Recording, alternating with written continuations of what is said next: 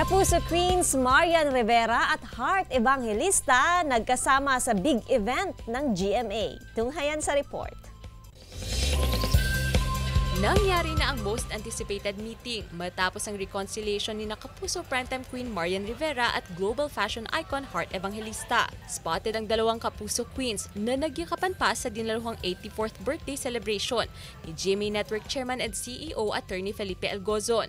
Ayon kay Marian, masaya siyang nagkita sila ni Heart sa event kung saan nag-catch up muna sila at nagkwentuhan. Busy ngayon si Heart sa mga Kapuso project at si Marian din para sa MMFF film na Rewind at TV upcoming series. Nagpaalam na ang karakter ng action star na si Monsur Del Rosario sa full action series na Black Rider.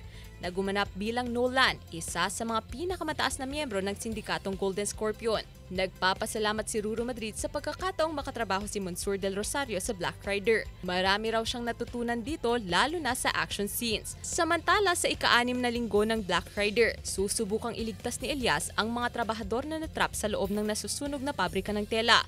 Sundan ng Black Rider 8 PM pagkatapos ng 24 oras. Gab De Luna para sa Mornings with GMA Regional TV.